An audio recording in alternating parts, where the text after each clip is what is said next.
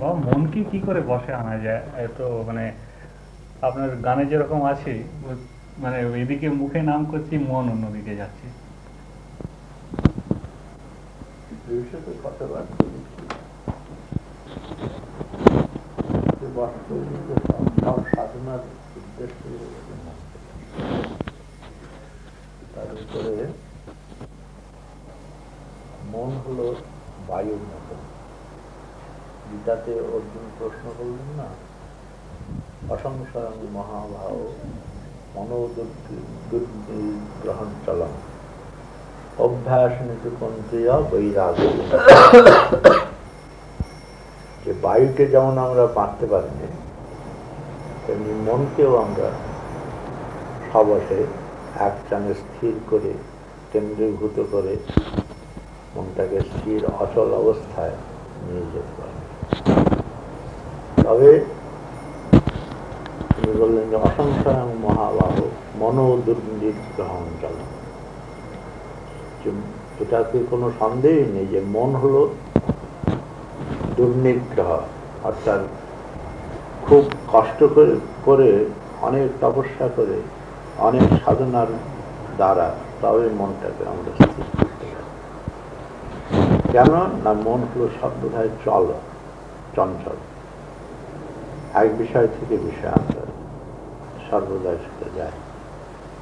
এই মনকে বশ করতে বললে অভ্যাস নিতু পন্থিয়া বৈরাগ্য চিকিৎসা। অভ্যাস আর বৈরাগ্য। অভ্যাস পতঞ্জলিতে ওজন তত্ত্ব স্থিত যত্ন অভ্যাস। তত্ত্ব মানে যে অভিষ্ট বস্তু বা লক্ষ্য, সেখানে মনটাকে স্থির করে রাখবার জন্য যে আমরা প্রযত্ন করি, এই প্রযত্নটাকে অভ্যাস। তো অভ্যাসের দ্বারা, অর্থাৎ ধ্যানের দ্বারা, সমাহিত মনের দ্বারা, এক স্থানে চিত্তকে রাখবার অভ্যাসের দ্বারা তবে মনটাকে আমরা বশ করতে পারি। আর বৈরাগ্য না, এই বিষয়ের প্রতি বিতৃষ্ণা এবং ভগবানের প্রতি অনুরাগ, এটা যদি আমাদের হয় তাহলে মনটা স্থির হতে পারে। কারণ একমাত্র ভগবান তিনি হলেন শান্তম শিবম অদ্বিতীয়। তার ব্যতিরিক্ত যা কিছু সবই অশান্ত, সবই চঞ্চল, সবই ক্ষণপরিণামী, সবই প্রতিক্ষণে তা রূপান্তরিত হয়ে যাচ্ছে। কাজেই কোন একটা স্থির বস্তু, স্থির লক্ষ্য, যেখানে কোনো রকম পরিবর্তন নেই, যার কোনো রকম রূপান্তরিত হওয়ার সম্ভাবনা নেই, এইরূপ যে বস্তু, সেই বস্তুটিকে মনটাতে স্থির হয় তার জন্য চেষ্টা করা। তো সে হলো একমাত্র ঈশ্বর বা ভগবান বা ব্রহ্ম, শাশ্বত যে বস্তু, একটা হলো পজিটিভ, একটা হলো নেগেটিভ।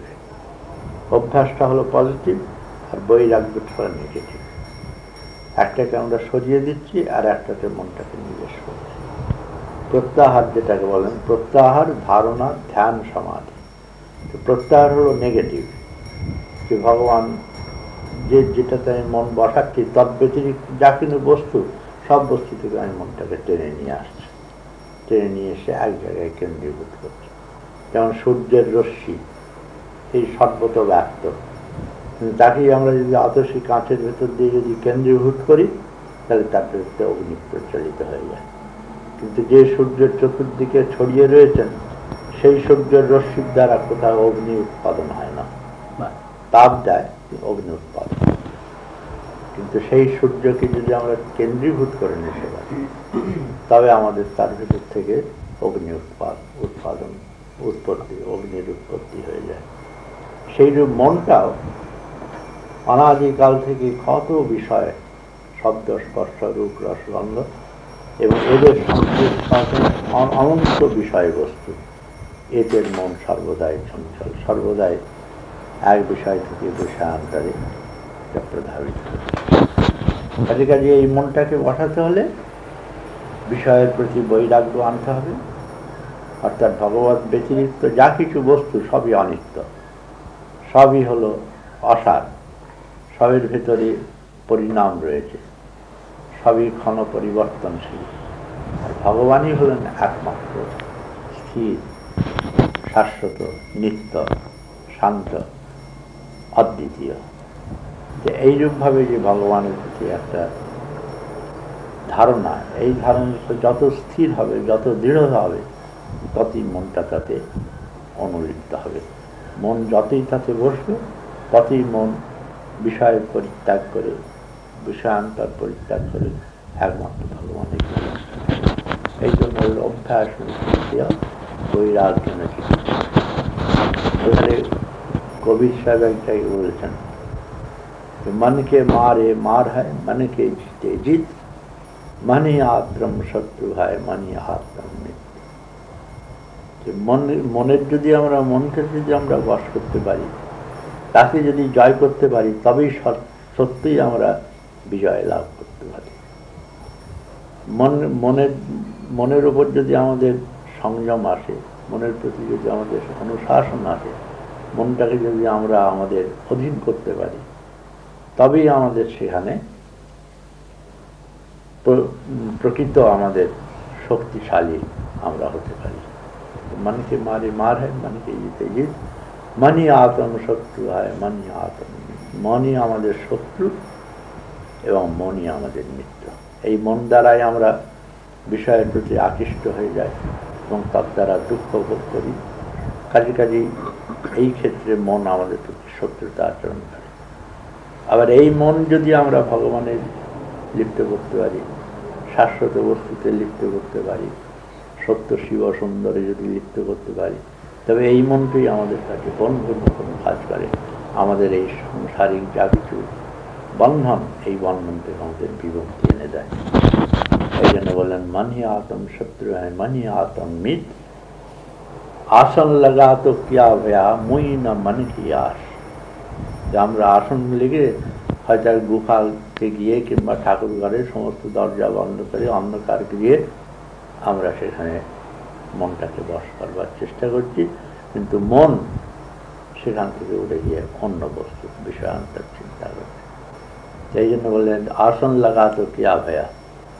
আসন করে আমরা সব করে মনটাকে সমস্ত চক্ষু কর্ণ সমস্ত বন্ধ করে মনটাকে আমরা স্থির করবার চেষ্টা করছি, কিন্তু মন এত বিক্ষিপ্ত বস্তু, এত চঞ্চল, যে আমরা এত বাইরের পরিবেশ সৃষ্টি করলেও মন কিন্তু স্থিরতা প্রাপ্ত। আসন লাগা তো কিয়া ভয়া, মুই না মন কি আস। যে মনের যতক্ষণ পর্যন্ত বাসনা, কামনা, প্রবৃত্তি, বহিঃপ্রবণতা মনের যতক্ষণ পর্যন্ত থাকবে, ততক্ষণ পর্যন্ত মনকে স্থির করতে পারবো না। মুই না মন কি আস, যে কলুকে বাইল কো ঘাড়ি কোষ বাচাস। যেমন এই ঘানি টানে যে সব বলদ, তাদের চোখগুলো আবৃত করে দেয়। আবৃত করলেই কি সেই বলদের মন কি স্থির হয়ে যায়? হয় না। সে ঘরের ভেতরই 50 কোষ ঘুরতে ঘুরতে থাকে। তেমনি আমরাও যদি সমস্ত ইন্দ্রিয়ের দ্বার রুদ্ধ করে অন্ধকার গৃহে সমস্ত থেকে উপরত হয়ে আমরা মনটাকে যদিও স্থির করতে চাই, কিন্তু মন অনেক দিনের অভ্যাস বশত, তার যে স্বাভাবিক বিষয় প্রবণতা, এর জন্য সে মনকে স্থির হয় না। মনই সমস্ত দুনিয়ার সমস্ত বস্তুর ব্যক্তিকে বিচারণ করতে থাকে। এই জন্যে অভ্যাসটা আমাদের বাড়াতে হবে। মনটাকে কেন্দ্রীভূত করবার জন্যে কতগুলি সাধনা আছে, সেই সাধনার দ্বারা মনটাকে স্থির করতে হবে। যে সেই সাধনা হলো অধ্যাত্ম বিদ্যা অধিগম, সাধু সঙ্গম এই বছর, বিষয়া সম্পরিত্যাগ, প্রাণস্পন্দা নিরোধন। এই 4টে উপায় বলেছেন। অধ্যাত্ম বিদ্যা অধিগম, আগে আমাদের শাস্ত্র অনুশীলন করতে হবে। শাস্ত্রের ভেতর আমাদের ব্রহ্ম কি বস্তু, জগৎ কি বস্তু, ব্রহ্মের সঙ্গে জগতের কি সম্বন্ধ, আমার সঙ্গে জগতের কি সম্বন্ধ, আমার সঙ্গে ঈশ্বরের কি সম্বন্ধ, এই সমস্ত আমরা শাস্ত্রের দ্বারা পেতে পারি। সেই শাস্ত্রের দ্বারা যখন আমরা বুঝতে পারব যে ভগবানই একমাত্র শাশ্বত চিরন্তন নিত্য বস্তু, তাহলে আমাদের এবং বিষয় এটা অনিত্য ক্ষণ পরিণামী, মৃত্যুর পরে এদের সঙ্গে আমার সম্বন্ধ থাকবে না, এগুলি প্রতিক্ষণে রূপান্তরিত হয়ে যাচ্ছে। জন্ম, মৃত্যু, জরা, ব্যাধি, দুঃখ, এর দ্বারাই সমস্ত বিষয়বস্তু পরিবৃত। এইগুলো যখন আমরা শাস্ত্রের দ্বারা অনুশীলন করতে করতে, বিচার করতে করতে যখন এর প্রতি দৃঢ় ধারণা হবে, তখন মন এই অনিত্য বস্তু পরিত্যাগ করে, অসার বস্তু পরিত্যাগ করে, সারবন্ত যিনি, নিত্য শাশ্বত যিনি, সকল আনন্দের উৎস যিনি, তাতে মনটা নিবৃত্ত, মনটা অনুরক্ত হওয়ার জন্যে তখন সে লালায়িত হয়ে যায়। এই জন্যে শাস্ত্র অধ্যয়ন করা ভীষণ আবশ্যক। শাস্ত্রের দ্বারা নিত্যানিত্য বস্তু বিবেক, ইহমূত্রার্থ ফলভোগ বিরাগ, সমদমাদি ষট সম্পত্তি মুমুক্ষুতা, এই চারটে আমাদের শাস্ত্র অনুশীলন দ্বারা আসতে পারে। সমদম, উপরতি, তিতিক্ষা, শ্রদ্ধা, সমাধান, এই যে ছটা যোগের যে অঙ্গ, এই অঙ্গ একমাত্র শাস্ত্র অধ্যয়নের দ্বারা কিংবা গুরু প্রদর্শিত মার্গে বিচরণের দ্বারা এইগুলো আমরা আহরণ করি। এইটা যেমন দরকার। দ্বিতীয় হলো সাধু সঙ্গমে, এবার যারা সৎপুরুষ, যারা নিত্য নিরন্তর সাত্ত্বিকভাবে জীবনযাপন করেন, যারা সর্বদাই সত্যবস্তুর অনুশীলন করেন, সর্বদাই সাত্ত্বিকভাবে যারা বিচরণ করেন, তাদের আচার, বিচার, মনন, ধ্যান সমস্তই যখন সত্যগুণের দ্বারা বিধিত হয়, এইরূপ যারা সাধু মহাপুরুষ, তাদের সঙ্গে যেটা গীতায় বললেন, তদ্বৃত্তি প্রণিপাতেন পরিপ্রশ্নেন সেবয়া উপদেশন্তে জ্ঞানং জ্ঞানিনঃ তত্ত্বদর্শিনঃ, যে তুমি সেই বস্তুর যদি তোমার অন্তরের ভেতর সত্যি যদি সেই বস্তু প্রাপ্তির জন্য একটা আকাঙ্ক্ষা হয়ে থাকে, একটা অদম্য ভেতর থেকে প্রেরণা এসে থাকে, তবে তার জন্যে তোমরা সদ্গুরুর আশ্রয় গ্রহণ করো। যে গুরু এই মার্গে প্রবর্তিত হয়ে এই বস্তুকে আহরণ করে নিজে পরিতৃপ্তি লাভ করেছেন, নিজের ভেতর একটা পূর্ণতা অনুভব করেছেন, যার বিষয়ের প্রতি আর কোনো রকম ক্রিয়া নেই, নির্বিষয় মন করতে পেরেছেন, এইরূপ যে গুরু, এইরূপ যে অধ্যাত্ম বস্তু অনুশীলন তৎপর যে মহাপুরুষ, তার আশ্রয় গ্রহণ করে। তদ্বৃত্তি প্রণিপাতেন পরিপ্রশ্নেন সেবয়া, তার কাছে তোমার সমস্ত অহংকার পরিত্যাগ করে বিনম্র, অত্যন্ত তৃণাদপি সুনীচনা তরৌরি অসহিষ্ণুনা অমানি না মানদেন, যে সমস্ত মান, নিজের অহংকার, নিজের বৈশিষ্ট্য জ্ঞান, নিজের একটা ব্যক্তিত্বের জ্ঞান, এ সমস্ত পরিহার করে অত্যন্ত নম্রতা, দীনতা এই অবলম্বন করে এইরূপ মহাপুরুষের আশ্রয় গ্রহণ করে এবং তার কাছে গ্রহণ করে তার সেবা করবে। সঙ্গে সঙ্গে তাকে অধ্যাত্ম বস্তুর জিজ্ঞাসা করবে, এই জগৎটার কী স্বরূপ, ব্রহ্মের কী স্বরূপ, কি প্রয়োজনে আমরা মনুষ্য দেহ ধারণ করে জগতের ভিতরে এসেছি, আমাদের জীবনের প্রকৃত লক্ষ্য কি, তাৎপর্য কি, এই জীবনের অবসান কোথায়, এর উৎপত্তি বা কোথায়, ইত্যাদি যে সকল প্রশ্ন মানুষ নিজে সমাধান করতে পারে না, মহাপুরুষের কাছে গেলে তারা তাদের প্রজ্ঞা দৃষ্টির দ্বারা জগতের যে সূক্ষ্ম তত্ত্ব অনুভব করেছেন, তদ্বারা তারা আমাদের এই অলৌকিক অধ্যাত্ম বস্তুর সন্ধান দিতে পারে। এই জন্য পরিপ্রশ্নেন সেবয়া উপদেশন্তিতে জ্ঞানং জ্ঞানিনঃ তত্ত্বদর্শিন, সেই জ্ঞানী মহাপুরুষটাই তোমাদের কাছে তত্ত্বের অনুসন্ধান দেবেন এবং সেই বস্তু প্রাপ্তির যা কিছু সাধনার পথ সেও তিনি দেখিয়ে দেবেন, কারণ তিনি নিজেই সেই সাধনার পথে বিচরণ করে সেই বস্তু লাভ করেছেন।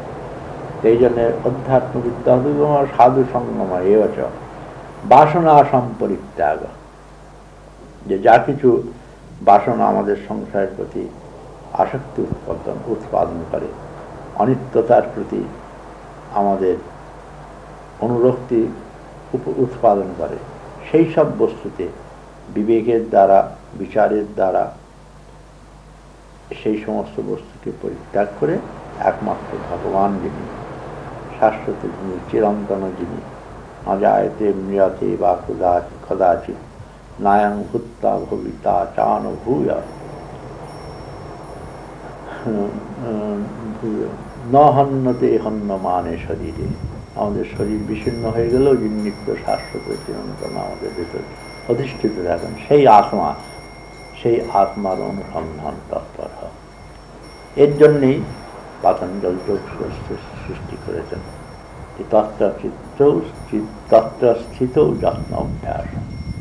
এই জন্যে প্রথমেই আনলেন যোগটা কি? যোগ চিত্তবৃত্তি নিরোধ।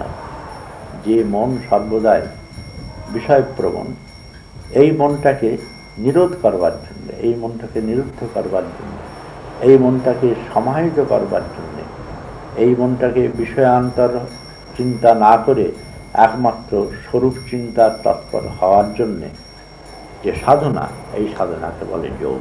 যোগ চিত্তবৃত্তি নিরোধ। এই চিত্তবৃত্তি হলো 4 প্রকার: ক্ষিপ্ত, বিক্ষিপ্ত, মূঢ়, ক্ষিপ্ত। 5 প্রকার: মূঢ়, ক্ষিপ্ত, বিক্ষিপ্ত, নিরুদ্ধ, এই মূঢ়, ক্ষিপ্ত, বিক্ষিপ্ত, একাগ্র, নিরুদ্ধ। 4 প্রকার। ক্ষিপ্ত বস্তু এই বিষয় থেকে বিষয়ান্তরে চলে যায়। আর বিক্ষিপ্ত হলো কি, এক বিষয় চিন্তা করতে করতে সেখানে লয় প্রাপ্ত হয়ে গেল, অর্থাৎ তার নিদ্রা এসে গেল, সে বস্তুর প্রতি তার মনটা সেখান থেকে লয় প্রাপ্ত হলো। নিরুদ্ধ, একাগ্র। একাগ্র হলো ধ্যানের দ্বারা মনটাকে এক বস্তুতে আমরা রাখবার পরিমাণ করলাম, চেষ্টা করলাম। আর নিরুদ্ধ হলো সমাধি। এই 4 প্রকার যে মনের বৃত্তি, এর ভিতরে সমাধির দ্বারা আমরা মনটাকে স্থির করতে পারি।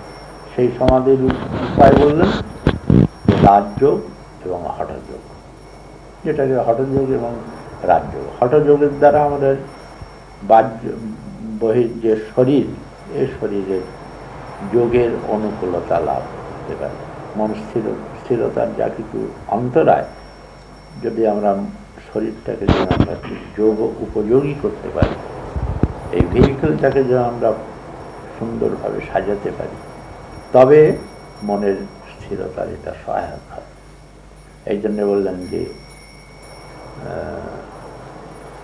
যোগ চিত্তবৃত্তি নিরোধ তত্র স্বরূপে অবস্থান। দ্বিতীয় বললেন যে নিরোধ হবে মানে কি হবে? এর যে স্বরূপ, এই স্বরূপে মনের যখন লয় হয়ে যাবে, সেইটি হলো মনের স্থিরতা। তার জন্য অধ্যাত্মবিদ্যা অধিগম সাধু সঙ্গমীয় চ বাসনা সম্পরিত্যাগ। এই যত বিষয় বাসনার চিন্তা থাকবে, তত মন তরঙ্গায়িত থাকবে। যেমন গভীর সমুদ্র, ওপরে দেখো কত তরঙ্গ, কিন্তু যত গভীরের ভেতর যাবে ততই সেখানে স্থির নিষ্পন্দ ভাব, সেখানে কোন রকম তরঙ্গের উচ্ছ্বাস পতন সেখানে নেই। তো সেইরূপভাবে ভগবান তিনি শান্ত, তিনি সমাহিত, তিনি নিত্য শাশ্বত, তার ভিতরে কোন রকম চঞ্চলতা নেই। তো মনটাকে যত আমরা তার ভিতরে অভিনিবিষ্ট করব, তত আমাদের মনও চঞ্চলতা পরিত্যাগ করছে। এই 3টে। আর চতুর্থ হলো প্রাণস্পন্দ নিরোধন। প্রাণের সঙ্গে মনের একটা ঘনিষ্ঠ সম্বন্ধ। এই জন্যে প্রাণ যদি আমরা স্থির করতে পারি, তাহলে সেটা মনের স্থিরতার সহায়ক হয়। এই জন্য প্রাণায়াম অভ্যাস করা দরকার।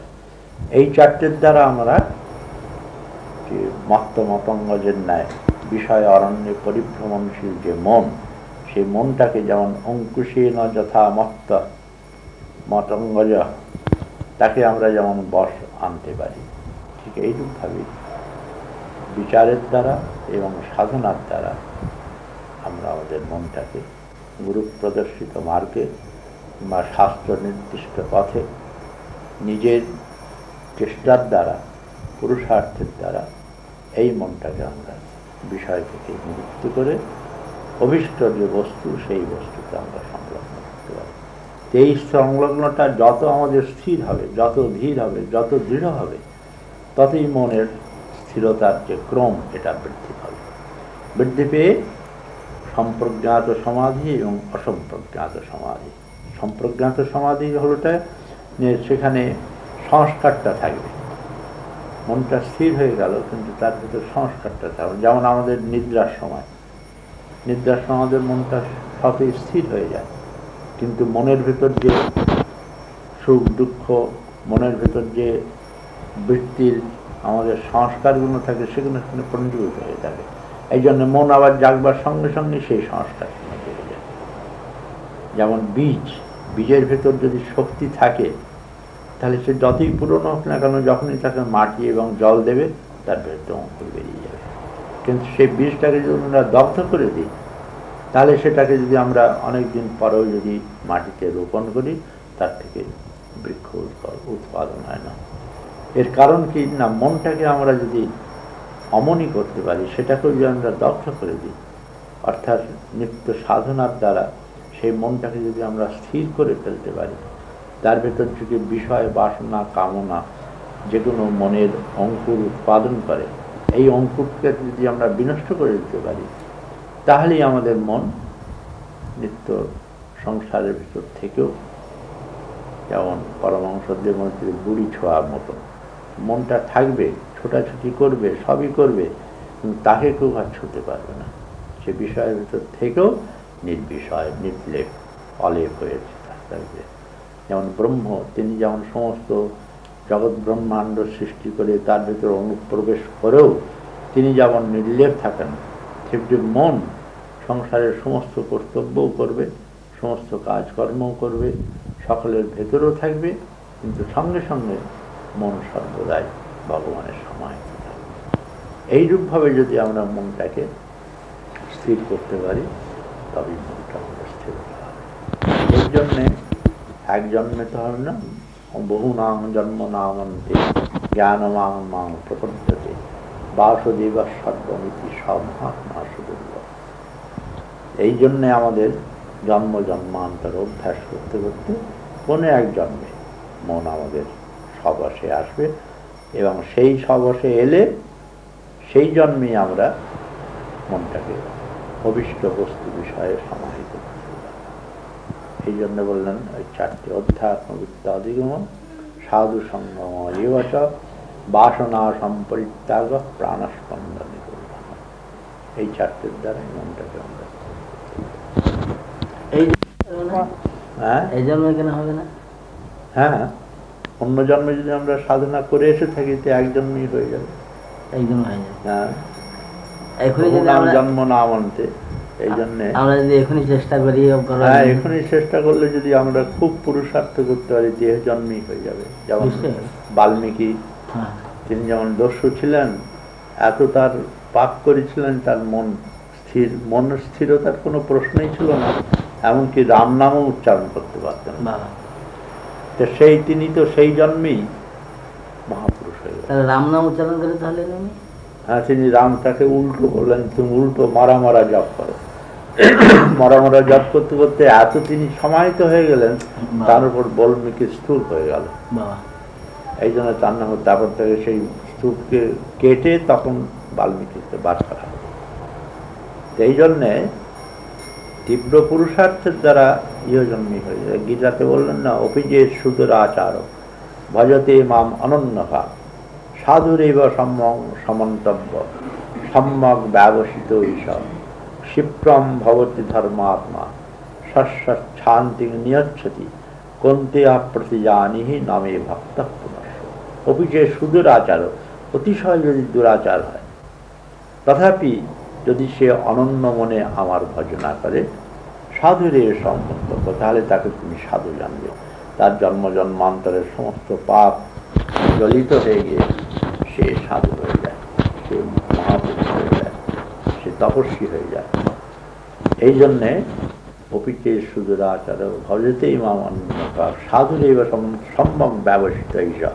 কারণ এখন পর্যন্ত সে যে ভ্রষ্ট মার্গে চলছিল, সেই মার্গ পরিত্যাগ করে মনুষ্য সেবিত, মনুষ্যের উপযোগী যে মার্গ, সেই মার্গে সে এসে গিয়েছে। এই জন্যে সাধুরৈব সমন্তম অসম্য ক্ষিপ্রম ভবতি ধর্মাত্মা, তার সমস্ত পাপ নষ্ট হয়ে গিয়ে সে ধর্মাত্মা হয়ে যায়। শাশ্বত শান্তি নিয়তি, এবং যে নিত্য শান্তি, শাশ্বত শান্তি, সেই শান্তি পাওয়ার সে অধিকার হয়ে যায়। কন্তেয়া প্রতি জানিহি আমি ভক্ত মনস্বী, যে আমার প্রতি ভক্ত জানবে যে সে কোনোদিন তার বিনাশ হবে না। আমি যেমন নিত্য শাশ্বত চিরন্তন অনাদিকাল থেকে আমি বিদ্যমান রয়েছি, তেমনি আমাদের ভেতরেও যে ভগবান ভগবত সত্তা রয়েছে, সেটাও অনাদিকাল থেকে সেখানে বিদ্যমান রয়েছে, তার সঙ্গে আমাদের কোনো বিচ্ছেদ নেই। যখন আমরা মনটাকে চিরন্তন রূপে তার ভেতর সমাহিত করতে পারব, সেই জন্মেই আমাদের সমস্ত পাপ, জন্ম জন্মান্তরের পাপ সংস্কার সমস্ত বিদগ্ধ হয়ে গিয়ে আমি সেই জন্মেই জীবন মুক্ত করতে পারব। বাবা, তাহলে আমাদের কি উপায়? আমরা যদি নাম করে যাই, হ্যাঁ, তাতে কি যে কোনো বস্তুর দ্বারা, খালি নাম বললি, খালি নাম করলে হবে না, ভক্তি জ্ঞান, কর্ম করতে হবে। এই চারটে ভগবান বলেছেন যে কর্মের দ্বারাও আমরা এই সমাহিত। জনকাদি দেওয়া যে মহাপুরুষ হয়ে গেছেন, জীবন মুক্ত পুরুষ, তারা তো এই জগতের ভেতর কর্তব্য কর্ম করতে করতেই সমাহিত হয়ে গিয়েছে। সেই জন্য কর্মের ভেতরেও আমাদের মন স্থিরতার একটা সংকেত রয়েছে। কর্মের এই যে ভগবান এই অসীম অনন্ত বিশ্ব সৃষ্টি করে দিন রাত তিনি যে সকলের ভেতর প্রবিষ্ট হয়ে কার্য করে চলেছেন, কিন্তু তিনি তো বন্ধনগ্রস্ত হন না, তিনি মুক্ত হয়েই দিন রাত তিনি নৈবাহস্য নিশা নিত্যস্য পরমাত্মা, তিনি নিত্য পরমাত্মা, তার অহও নেই, তার নিশাও নেই।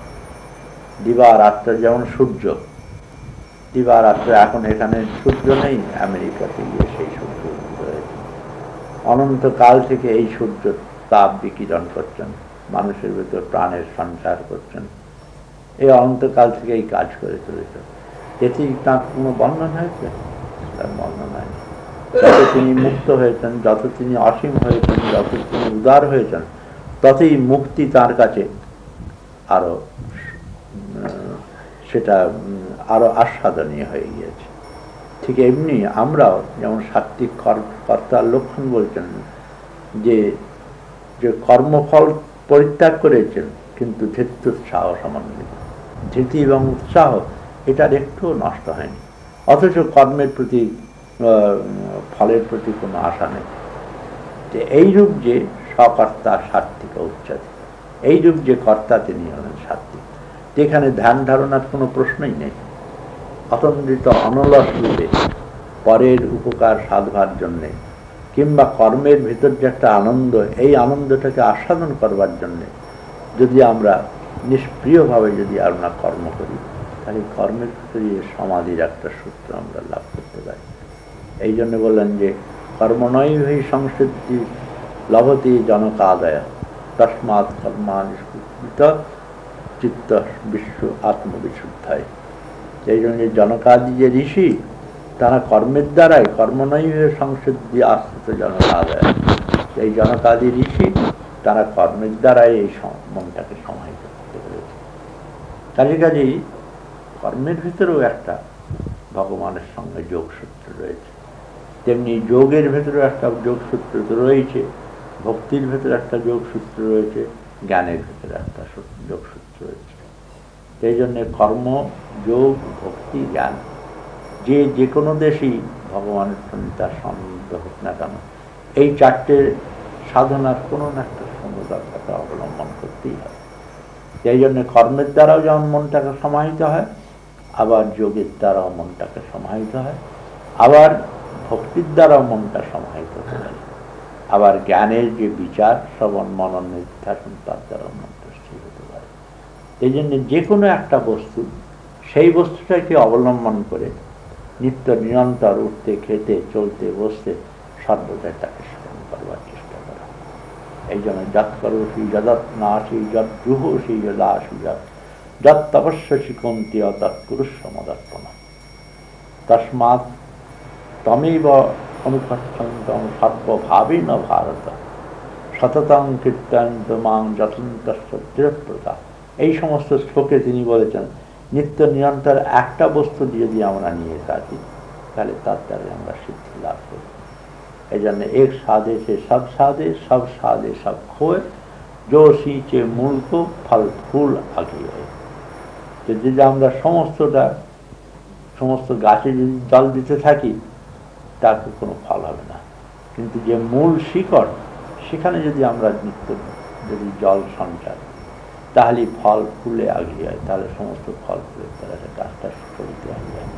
তেমনি আমাদেরও মূল হলেন ঊর্ধ্বমূলম অধঃশাখম অশ্বত্থম প্রাহরম, ব্রহ্মই হলেন এই জগতের মূল। ব্রহ্মই আমাদের অন্তরের ভেতর হৃদয় সিংহাসনে অনন্তকাল থেকে বিরাজিত রয়েছে। যদি আমরা ইন্ট্রোস্পেক্টিভ ভিউ দ্বারা অধ্যাত্ম অনুসন্ধান তৎপর হয়ে যদি আমরা মনটাকে নিবিষ্ট করবার চেষ্টা করি তাহলে আমাদের ভেতরেই ঈশ্বরকে আমাদের দর্শন করতে পারি এবং সেই দর্শনের দ্বারা মন স্থিরতা লাভ করবে।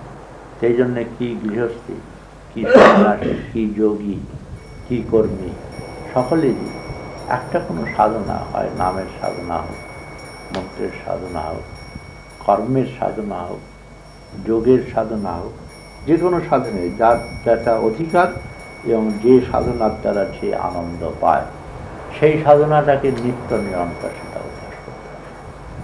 সেই জন্য বলছেন সততম কীর্তন, নিত্য নিরন্তর মানে সাধু মহাপুরুষ থলি নিয়ে সর্বদাই যাক। তার অর্থই যে মন যেখানেই যাক না কেন, কিন্তু আমি মনটাকে অন্তরের একটা সংস্কার সৃষ্টি করবার জন্য সেই মনটাকে আমরা সর্বদাই একটা কোনো বস্তুর ভেতর নিবিষ্ট করবার চেষ্টা করি। সেই জন্যে কলিতে নামের সবচেয়ে এটা সুলভ সাধন, কারণ কলিকালের মানুষের যে শরীরের যে গঠন এটা যোগের উপযুক্ত নয়। এই জন্যে তাকে এমন কোনো সুলভ সাধন সন্ধান দিতে হবে যেটা শারীরিক কোন রকম অপটুতা থাকা সত্ত্বেও সে বস্তুটাকে অবলম্বন।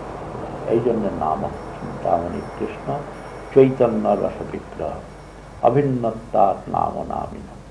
যেমন প্রদীপ এবং প্রদীপের প্রকাশ, সূর্য এবং সূর্যের প্রকাশ এই যেমন অভিন্ন, তেমনি নাম এবং নামের প্রকাশ অভিন্ন। তাই বলছেন যে একমাত্র নামের দ্বারাই আমরা ভগবানের যে স্থিতি, ভগবানের যে আস্বাদ এটা আমরা করতে পারি।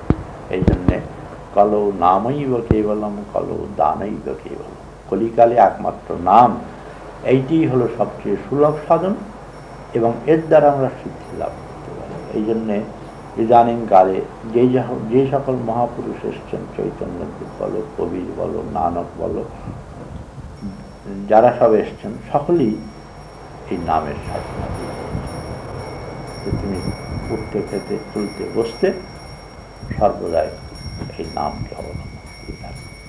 এর দ্বারাই আমাদের ভিতরে একটা সংস্কার সৃষ্টি হবে। সেই সংস্কারটা জং জং চিন্তে ভাবম তেজস্তন্তে কলেবরম সদা তদ্ভাব ভাবিত। এই অন্তরের ভেতর সর্বদাই যদি আমরা এই নামের একটা গুঞ্জন, একটা রেশ, একটা সংস্কার যদি আমরা সৃষ্টি করতে পারি তাহলে অন্তকালেও আমাদের বিষয় চিন্তা আমাদের ভেতর জাগবে না। সেই নামেরই রেশ, সেই নামেরই সংযোগ সূত্র এটা ভগবানের সঙ্গে আমাদের ফেলে দেবে। এই জন্য বললেন যে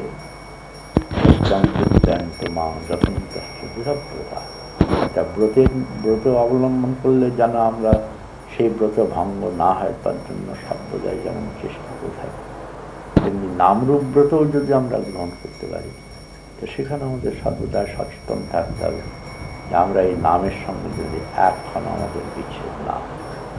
এরূপ যদি আমাদের অভ্যাস হয় তাহলে আমরা স্বপ্নেতেও এই নামের সঙ্গে আমাদের যোগ হবে এবং সুষুপ্তির অন্তে ভোরবেলা উঠি অনায়াসে কোনো রকম চিন্তা না করতে করতে দেখবে যে মনটা সবকিছু নাম জপ করছে। এই জন্য অভ্যাসের দ্বারা এটা চেষ্টা করতে হবে। এটা গৃহস্থই বলো, সকলের পক্ষে এটা অধিকার, নামের প্রতি সকলের অধিকার। এই জন্য হে লয়া শ্রদ্ধা পাবি নরমাত্র তারেন কৃষ্ণ নাম, হেলাতেই করি বা শ্রদ্ধাতেই করি মিষ্টির একটা ডালা তুমি অন্ধকারেই খাও আর আলোতেই খাও, মিষ্টির ডালা যখন ইচ্ছে জিভে দেবে সেটা মিষ্টি ডালা। তেমনি নামের ভিতরে যে মিষ্টতা রয়েছে, এই মিষ্টতা নিত্য নিরন্তর তার অভ্যাস করতে জপ করতে